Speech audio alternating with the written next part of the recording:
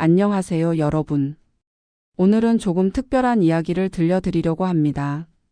명절 아침 창가에 앉아 한숨을 내쉬는 어머니의 모습을 상상해 보신 적 있으신가요? 67세의 박순자 여사는 오늘도 딸과 사위를 위해 아침부터 분주히 움직이고 있습니다. 전을 부치고 갈비찜을 만들고 허리가 아파도 쉴 틈이 없죠. 올해도 오겠지. 빈손으로. 말 한마디 없이. 고맙다는 말도 없이. 이 이야기는 우리 주변에서 흔히 볼 수 있는, 어쩌면 여러분의 어머니일 수도 혹은 여러분 자신의 모습일 수도 있는 평범한 한국 어머니의 이야기입니다. 그런데 이 어머니에게는 누구도 모르는 비밀이 하나 있었습니다. 20년간 조금씩 모아온 주식 계좌. 그 금액이 무려 7억 6천만 원. 오늘 이야기는 평생을 자식을 위해 살아온 한 어머니가 마침내 나를 찾아가는 여정입니다. 끝까지 들어보시면 여러분의 가족을 바라보는 시선이 조금은 달라질지도 모르겠습니다. 명절 전날 밤 박순자 여사의 아파트는 음식 냄새로 가득했습니다. 67세의 나이에도 불구하고 그녀는 딸 가족이 오는 날이면 언제나 이렇게 분주했습니다. 식탁 위에는 이미 잡채, 전, 갈비찜, 떡국 재료까지 모두 준비되어 있었죠. 엄마, 올해도 음식 많이 하지 말고 간단하게 해. 우리 조금만 먹고 갈 거야. 전화기 너머로 들려오는 딸 혜진의 목소리에 박 여사는 쓴 웃음을 지었습니다. 매년 똑같은 말. 하지만 결국 이렇게 많은 음식을 준비하게 되는 건 어머니의 마음이었죠. 간단하게라는 말이 무색하게 그녀는 오늘도 새벽부터 일어나 장을 보고 음식을 준비했습니다. 허리가 아파도 무릎이 시려도 쉴 수 없었습니다. 딸과 사위 그리고 손주가 오는 날이니까요. 명절이면 어김없이 찾아오는 그들.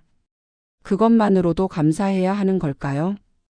박 여사는 창밖을 바라보며 생각에 잠겼습니다. 자신의 어머니 시대에는 어땠을까? 당시에는 부모를 공경하는 것이 당연했고 며느리들은 시어머니 앞에서 허리 한번 제대로 펴지 못했습니다. 하지만 지금은 달라졌습니다.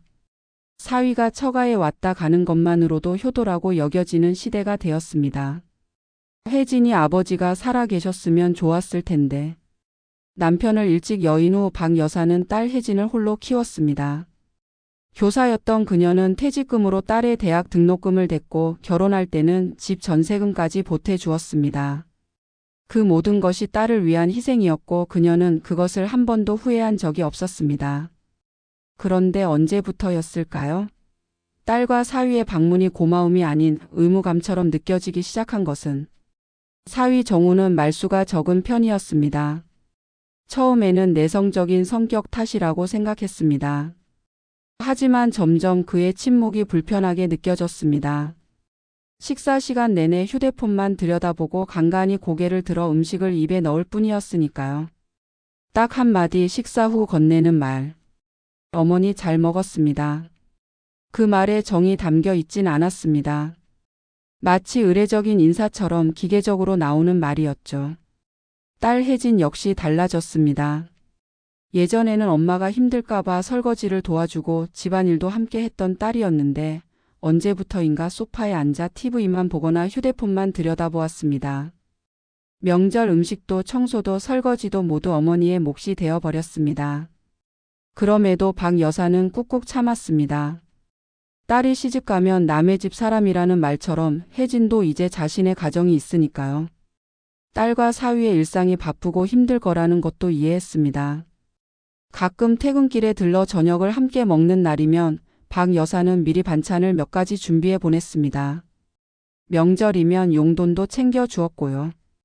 그래도 그녀는 스스로를 행복하다고 생각했습니다.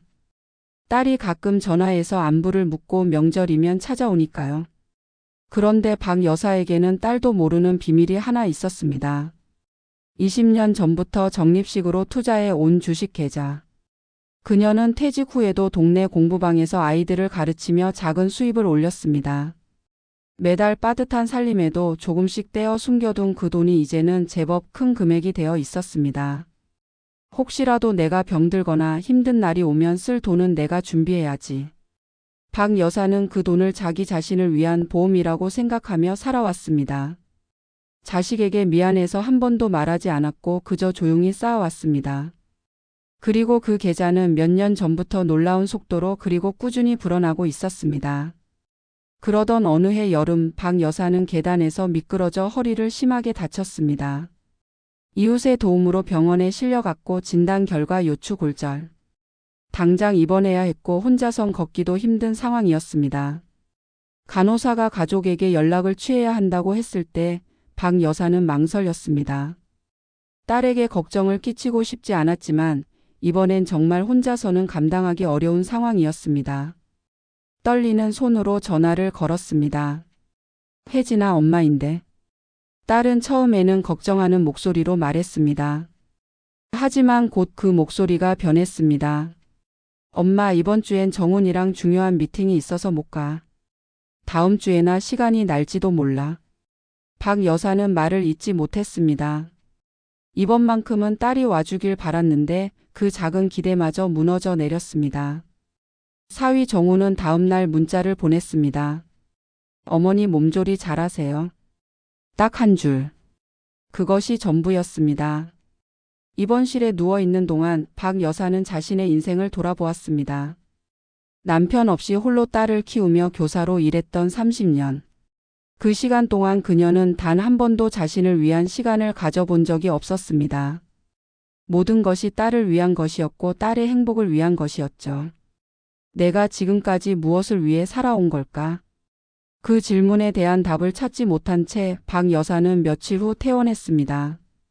병원비는 물론 자신이 냈습니다. 딸에게 부담을 주기 싫었으니까요. 집에 돌아와 누워있던 그녀는 우연히 휴대폰을 들여다보다가 딸의 SNS에서 사진 한 장을 보게 됩니다. 정훈과 혜진이 고급 레스토랑에서 웃으며 식사하는 모습. 바로 어제 올라온 사진이었습니다. 그 밑에는 이런 문구가 있었습니다. 가족은 서로를 챙길 때 진짜 가족이다. 가족 스타그램 사랑해 감사해. 박 여사의 가슴이 무너져 내렸습니다. 미팅이 있어서 못 간다던 딸과 사위가 한가로이 식사를 즐기고 있었던 것입니다. 그리고 그 아래 적힌 문구는 마치 그녀를 조롱하는 것 같았습니다. 그날 밤 박 여사는 오랜 시간 홀로 생각했습니다. 그동안 자신이 얼마나 바보 같았는지, 얼마나 자신을 돌보지 않았는지에 대해서요. 이젠 나도 나를 위해 살아야겠다. 그리고 보여줘야겠다. 그녀는 주식 계좌를 열었습니다. 20년 동안 모은 금액은 자그마치 7억 6천만 원. 생각보다 훨씬 큰 금액에 그녀 자신도 놀랐습니다. 매달 조금씩 저축한 돈이 복리 효과로 불어나 이제는 그녀가 편히 노후를 보낼 수 있을 만큼의 금액이 되어 있었습니다. 박 여사는 처음으로 자신을 위한 계획을 세웠습니다. 그 돈의 일부로 혼자 제주도 한 달 살기 여행을 예약했습니다. 나머지 돈은 앞으로 자신의 삶을 위해 쓰기로 했고 절대 딸에게 주지 않기로 마음을 굳혔습니다. 내가 이렇게 바뀌어야 딸도 변할 수 있을지 모르겠다. 그 결심은 쉽지 않았습니다. 하지만 평생을 딸을 위해 살아온 그녀에게 이제는 자신을 위한 시간이 필요했습니다. 그 다음 명절 박 여사는 집을 비웠습니다. 명절 전날 아무 말 없이 조용히 떠났습니다. 아파트 비밀번호도 바꾸고 휴대폰도 꺼두었습니다. 명절 당일 딸과 사위는 문 앞에서 허둥지둥하며 전화를 걸었습니다. 엄마, 문 좀 열어봐. 우리 왔어. 하지만 문은 굳게 잠겨 있었고 비밀번호는 바뀌어 있었습니다. 삐삐, 비밀번호가 다릅니다. 당황한 딸과 사위. 전화를 걸었지만 전원이 꺼져 있었습니다. 이웃에게 물어봐도 소식을 알 수 없었습니다. 처음으로 그들은 불안함을 느꼈습니다. 어머니가 항상 그 자리에 있을 거라는 당연한 생각이 무너진 것이죠. 며칠 후 박 여사는 제주도에서 돌아왔습니다. 그리고 딸에게서 전화가 왔습니다. 엄마, 너무하신 거 아니에요? 갑자기 이러시면 어떡해요? 우리가 얼마나 걱정했는데. 그때 박 여사는 조용히 말했습니다. 혜진아, 내가 널 키우면서 단 한 번도 회초리를 든 적 없지. 근데 이번엔 들어야겠더라. 그 회초리는 말이야. 내 마음을 끊는 거다. 딸은 놀라서 말했습니다. 엄마, 그래도 저희 가족이잖아요. 정훈이도 미안하대요. 애기 생기면 엄마가 좀 봐주시고. 박 여사는 단호하게 말했습니다. 내 남편은 날 가족으로 대한 적이 없는데 왜 내가 너의 아이를 봐줘야 하니? 나도 이제 내 삶이 있어. 제주도에서의 한 달은 박 여사의 인생을 바꿔놓았습니다. 그곳에서 그녀는 같은 또래의 새로운 친구들을 만났고 혼자서도 충분히 행복할 수 있다는 것을 깨달았습니다. 여행 동호회에도 가입했고 오랜만에 그림도 그리기 시작했습니다. 그녀의 삶에 새로운 활력이 생겼습니다. 딸의 얼굴은 창백해졌습니다. 사위는 한마디 말도 못했습니다. 그들은 이런 어머니의 모습을 본 적이 없었습니다. 항상 엄마로만 존재했던 그녀가 이제는 한 사람으로서 자신의 삶을 살고 있었습니다. 그날 이후 박 여사는 반찬을 싸주지도 않았고 집안일도 도와주지 않았습니다. 명절에도 여행을 가거나 친구들과 시간을 보냈습니다. 그녀의 표정은 밝아졌고 걸음걸이도 가벼워졌습니다. 정훈의 얼굴은 점점 굳어갔습니다. 평소엔 무뚝뚝하던 사위가 그제야 어색한 미소를 지으며 말했습니다. 어머니, 그동안 죄송했습니다. 제 불찰이 큽니다. 앞으로는 달라지겠습니다. 그러나 박 여사는 고개를 저었습니다. 지금은 사과보다 행동이 먼저야. 말은 누구나 할 수 있지. 진심은 행동으로 보여줘. 몇 달 후 아이를 낳은 혜진은 복직을 앞두고 있었습니다. 친정에도 시댁에도 아이를 맡길 수 없었습니다. 평소 같았으면 당연히 박 여사가 봐줬을 테지만 이제는 그럴 수 없었습니다. 정우는 처음으로 진지하게 아내와 마주 앉았습니다. 애는 우리가 키우자. 사람 쓰자.